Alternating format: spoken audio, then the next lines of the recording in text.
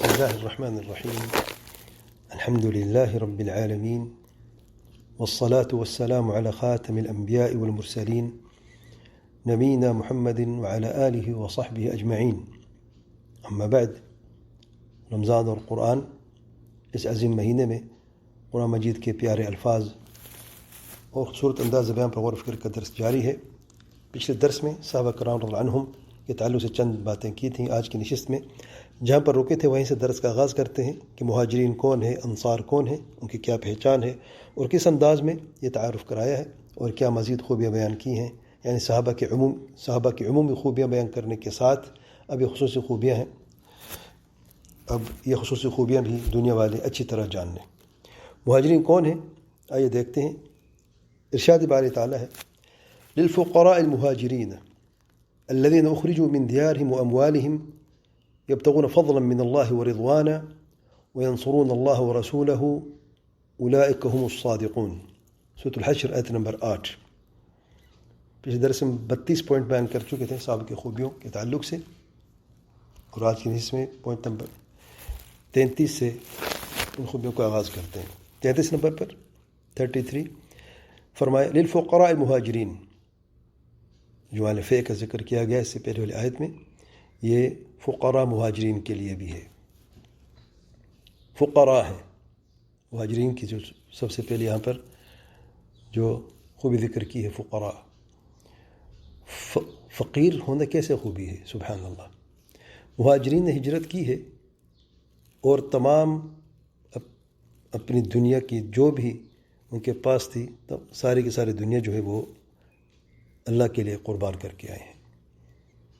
جو تاجر تھے، اپنی تجارت، اپنے گھر، اپنے روزگار، اپنا کاروبار، اپنا مال، اپنے مویشی، اپنی زمین، اپنے گھر، سب کچھ اللہ کے لیے چھوڑ کے آئے، اور بالکل جب مکہ سے نکلے تو ان کے ہاتھ میں کچھ بھی نہیں تھا۔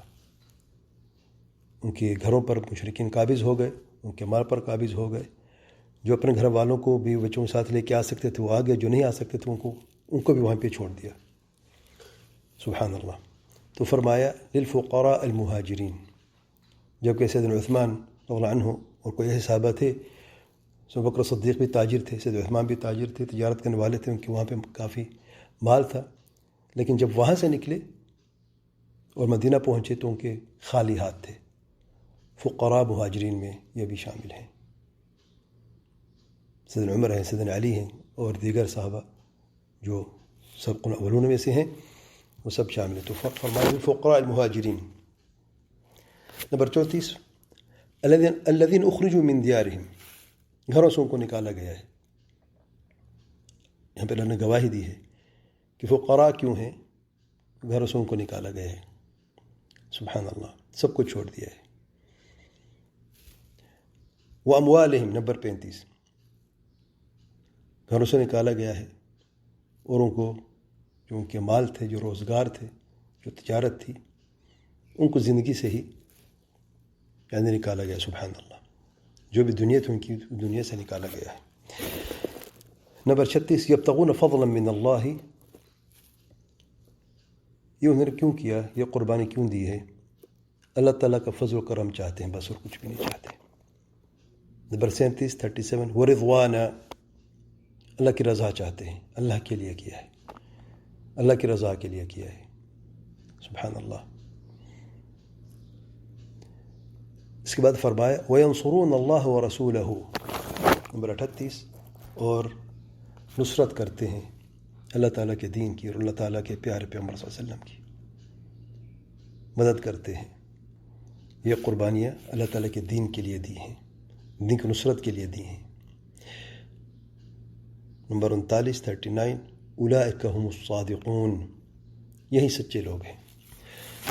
غور کریں، فرمایا الصادقون، الصادقون اسم فاعل ہے صادق کی، صادق کی جمع صادقون ہے، اسم فاعل ہے، اور العموم اور استغراق کے لیے ہے، یعنی ہر معاملے میں مکمل طور پر سچے اور پکے ہیں، اپنے قول میں، اپنے فعل میں، اسلام میں، ایمان میں، تقوی میں، ہر خوبی اور ہر اعتبار سے سچے ہیں۔ اولئک هم الصادقون، یہ ہیں المہاجرین رضی اللہ تعالیٰ عنہم۔ پھر فرمایا انصار کے تعلق سے. اب انصار کون ہے؟ دوسرا سوال، انصار کون ہے، ان کی کیا پہچان ہے، ان کا ذکر خیر کیسے ہوا ہے؟ آئیے دیکھتے ہیں.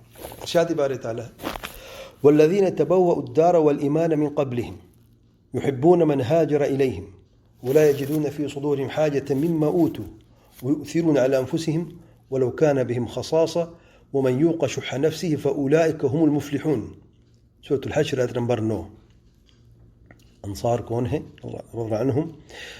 والذین تبوأوا الدار والایمان من قبلهم، یعنی اور وہ مال فے کا جو ہے ان کے لیے بھی ہے جنہوں نے ان سے پہلے یعنی مہاجرین سے پہلے مدینہ میں گھر اور ایمان حاصل کر رکھا ہے.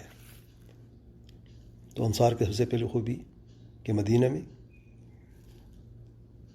ان کے گھر اور ایمان بھی حاصل کر رکھا ہے. یعنی مہاجرین جب پہنچے وہاں پر تو ان کا استقبال کرنے والوں کی کیا حالت تھی، کیسے تھے وہ؟ اپنے گھر کے دروازے کھول دیے اور ایمان کی بنیاد پر جو بھائی چارے کی مثال وہاں پہ قائم ہوئی، جو پوری دنیا میں مثال بن کر رہ گئی ہے، اور کہیں ایسی مثال اس کے بعد کسی نے نہیں دیکھی اور کبھی شاید دیکھا بھی کوئی نہیں تا قیامت. تو اللہ نے فرمایا والذین تبوأوا الدار والایمان من قبلهم. اچھا، یہ 40 نمبر پر خوبی ہے. 41 نمبر پہ یحبون من ہاجر الیہم، جو ان کے پاس وطن چھوڑ کر آتا ہے مہاجرین اس سے محبت کرتے ہیں. یعنی انصار کی خوبی یہ ہے، صحابہ کی خوبی یہ ہے کہ وہ ایک دوسرے سے محبت کرتے ہیں. انصار مہاجرین سے محبت کرتے ہیں. نمبر 42 ولا یجدون فی صدورہم حاجة مما اوتوا، اور یہ ایسے ہیں، ان کی یہ خوبی بھی ہے کہ اپنے سینوں میں اس کی نسبت کوئی خلش نہیں پاتے جو مہاجرین کو دیا جائے. فقراء مہاجرین ہیں، اپنی دنیا چھوڑ کر آئے ہیں، خالی ہاتھ آئے ہیں. جو مال غنیمت میں سے یا فے کے مال میں سے جو ان کو دیا جاتا تھا، تو انصار اپنے سینوں میں اس کی نسبت کوئی خلش نہیں پاتے. اس سے بڑھ کر نمبر 43 پر وَيُؤْثِرُونَ عَلَى أَنفُسِهِمْ، اور وہ اپنی جانوں پر ترجیح دیتے ہیں. ان مہاجرین کو اپنے اوپر ترجیح دیتے ہیں. یہ ہم سے زیادہ حقدار ہیں، ان کا ہم سے زیادہ حق ہے. مال غنیمت اگر مل بھی جاتا ہے ان کو تو نہ تو ایک سینے میں تنگی محسوس نہیں کرتے، نہ کوئی خلش پاتے ہیں. دل ان کے صاف ہیں، سینوں ان کے صاف ہیں. اور اس سے بڑھ کر خوبی یہ ہے کہ ان صحابہ کو، ان مہاجرین کو اپنے پر ترجیح بھی دیتے ہیں. اس سے بڑھ کر نمبر 44 وَلَوْ كَانَ بِهِمْ خَصَاصَةٌ، اگرچہ ان پر فاقہ ہی کیوں. یعنی اگر کسی کے پاس کچھ ہوتا ہے تو کہتا ہے یار چلو میرے پاس کچھ ہے اور میرے اس بھائی کے پاس نہیں ہے جو ہجرت کر کے آئے، تو چلو اسے دے دے، میرے پاس کچھ ہے الحمدللہ، میرا گزارا ہو جائے گا. نہیں، خود فاقے میں ہیں، اگرچہ ان پر فاقہ ہی کیوں نہ ہو پھر بھی ترجیح دیتے ہیں اپنے ان مہاجرین بھائیوں کو اپنے اوپر. سبحان اللہ، یہ کیسے ہوا؟ یہ خوبی کیسے حاصل کی؟ سبحان اللہ. اللہ تعالیٰ کا ارشاد ہے وَمَنْ يُوقَ شُحَّ نَفْسِهِ، نمبر 45 ہے، اور جو اپنے نفس کے لالچ سے بچایا جائے. یعنی اپنے نفس کے لالچ سے بچائے جا چکے ہیں، اس لیے ترجیح دیتے ہیں مہاجرین اپنے بھائیوں کو. وَمَنْ يُوقَ شُحَّ نَفْسِهِ فَأُولَئِكَ هُمُ الْمُفْلِحُونَ. خوبی نمبر 46 فَأُولَئِكَ هُمُ الْمُفْلِحُونَ، بس وہی لوگ کامیاب ہیں، یعنی کامیابی بھی حاصل کر چکے ہیں. سبحان اللہ. پھر اللہ تعالیٰ نے اپنے پیارے پیغمبر صلی اللہ علیہ وسلم کو صحابہ کے تعلق سے خصوصی توجہ کا حکم دیتے ہوئے فرمایا. جب اتنی بڑی خوبیوں والے ہیں، اللہ تعالیٰ نے اپنے پیارے پیغمبر علیہ الصلوۃ والسلام کو ان صحابہ کے تعلق سے خصوصی توجہ اور عنایت کا حکم دیتے ہوئے فرمایا وَاصْبِرْ نَفْسَكَ مع الذين يدعون ربهم بالغداة والعشي يريدون وجهه ولا تعد عيناك عنهم تريد زينة الحياة الدنيا ولا تطع من أغفلنا قلبه عن ذكرنا واتبع هواه وكان أمره فرطا. سورة الكهف آیت نمبر 28. سورة حشر کی آیت نمبر 10 جو ہے، کیونکہ صحابہ کے بعد میں آنے والوں کے تعلق سے تو میں اگلے درس میں انشاءاللہ بعد میں بیان کروں گا، لیکن ابھی صحابہ کے ہم خوبیاں بیان کر رہے ہیں، تو اس لیے سورۃ الکہف کی آیت نمبر 28 کا بھی میں نے ذکر کیا ہے. آئیے دیکھتے ہیں اس آیت کریمہ میں اور کتنی خوبیاں ہیں. اللہ تعالیٰ کا ارشاد ہے وَاصْبِرْ نَفْسَكَ، اے میرے پیارے پیغمبر صلی اللہ علیہ وسلم آپ صبر کرتے رہیں، مع الذین، ان لوگوں کے ساتھ. یہ خوبی نمبر 47 ہے، وہ کس سے خاص حکم ہے اللہ تعالیٰ کی طرف سے اپنے پیارے پیغمبر صلی اللہ علیہ وسلم کے لیے کہ صحابہ کے ساتھ صبر کرتے رہیں. یہ کون ہیں؟ مع الذین یدعون ربہم، جو اپنے رب کو پکارتے رہتے ہیں. نمبر 48. نمبر 49 بالغداة والعشی، صبح و شام اپنے رب کو پکارتے رہتے ہیں، ہر حالت میں، ہر آن میں، ہر تکلیف میں، ہر مصیبت میں، خوشحالی میں، بدحالی میں، تنگی میں، کشادگی میں، ہر وقت صرف اپنے رب کو پکارتے رہتے ہیں. نمبر 50 یریدون وجہہ، صرف اللہ تعالیٰ کے لیے، اللہ تعالیٰ سے اللہ تعالیٰ کی رضا چاہتے ہیں، اخلاص کی بنیاد پر اپنے رب کو پکارتے رہتے ہیں. ان کو دنیا سے کچھ نہیں چاہیے، دنیا تو ویسے قربان کر چکے ہیں. مہاجرین ہجرت کر کے اور انصار نے مہاجرین کو پناہ دے کر اور اپنے ساتھ اپنے روزگار میں، اپنے گھر میں شریک کر کے، دنیا کی کوئی حیثیت نہیں ہے ان کے نزدیک. اور خصوصی طور پر ان صحابہ کا ذکر ہے جو کمزور تھے، ان میں کثرت عجم کی تھی، آزاد کیے ہوئے غلام تھے ان میں سے کچھ. تو مشرکین کے جو سردار تھے وہ اللہ تعالیٰ کے پیارے پیغمبر صلی اللہ علیہ وسلم سے یہ بار بار کہتے کہ اب ان کے ساتھ کیسے اٹھے کیسے بیٹھتے، ہمارے غلام تھے، ان کی کوئی حیثیت نہیں ہے، معاشرے میں ان کی کیا قدر و قیمت ہے، تو ہم ان کے ساتھ بیٹھ نہیں سکتے، ہمارا مقام الگ، ان کا الگ ہے. تو اللہ تعالیٰ کے یہ خاص حکم ہے اپنے پیارے پیغمبر صلی اللہ علیہ وسلم کے لیے، اور یہ خوبصورت انداز میں یہ خوبیاں بیان کی ہیں. آگے دیکھیں، یریدون وجہہ، صبح شام اپنے رب کو پکارنے والے ہیں، ان کو اور کچھ نہیں چاہیے سوائے اللہ تعالیٰ کی رضا کے. اخلاص کی مضبوطی کا بیان ہے. نمبر 51 پھر اللہ تعالیٰ کا ارشاد ہے وَلَا تَعْدُ عَيْنَاكَ عَنْهُمْ تُرِيدُ زِينَةَ الْحَيَاةِ الدُّنْيَا، اپنے نظریں ان سے آگے نہ کریں، اپنے نظریں بھی انہی پر رکھیں. خاص عنایت، صبر بھی کرنا ہے اور ان کے ساتھ بھی رہنا ہے. پھر یہ فرمایا تريد زینة الحیات الدنیا. سبحان اللہ.